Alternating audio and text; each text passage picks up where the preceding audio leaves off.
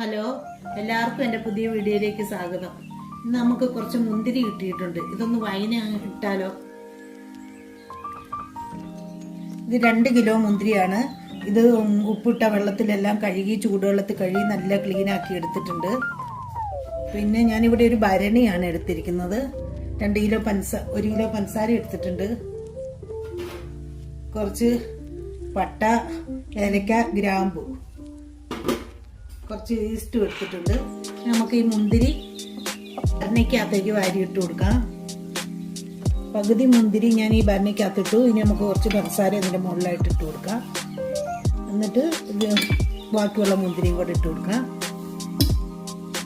അങ്ങനെ പഞ്ചസാര കുറേ അതിൻ്റെ മുകളിൽ മുന്തിരി അങ്ങനെ ലെയറായിട്ട് ഇട്ടിട്ട് നമുക്ക് തിളപ്പിച്ചാറി വെള്ളം വെച്ചിട്ടുണ്ട്. മുന്തിരി എല്ലാം ഇട്ട് കൊടുത്ത് അതിൻ്റെ മുകളിലായിട്ട് നമുക്ക് കുറേ പഞ്ചസാരയും കൂടി ഇട്ട് കൊടുക്കാം. 21 ദിവസം കഴിഞ്ഞിട്ട് എടുക്കാൻ പാകത്തിനായിട്ടാണ് ഞാൻ ഈ മുന്തിരി ഇട്ട് വെക്കുന്നത്. വൈകിടാൻ എപ്പോഴും നല്ല കറുത്ത മുന്തിരിയാണ് നല്ലത്. ഇത് അധികം കറുത്തൊന്നുമല്ല. ഇനി ഇതിൻ്റെ അകത്തേക്ക് നമുക്ക് ഗ്രാമ്പു ഇട്ട് കൊടുക്കാം.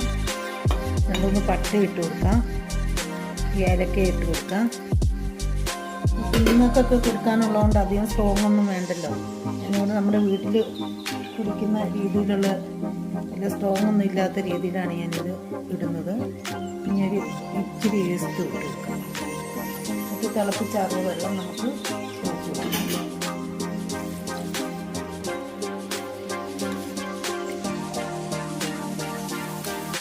മുന്തിരി നിറഞ്ഞു നിൽക്കുന്ന രീതിയിൽ ഞാൻ വെള്ളം ഒഴിച്ചു കൊടുത്തിട്ടുണ്ട്.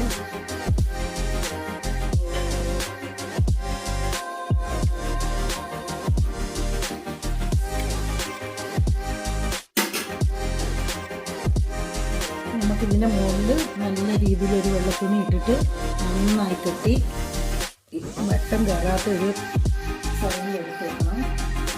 നന്നായിട്ട് കാറ്റ് കിടക്കാത്ത രീതിയിൽ നമുക്കിത് കെട്ടി വെക്കാം. ഇനി 21 ദിവസത്തിന് ശേഷം നമ്മളിത് കെട്ടഴിക്കുള്ളൂ കേട്ടോ. എന്നിട്ട്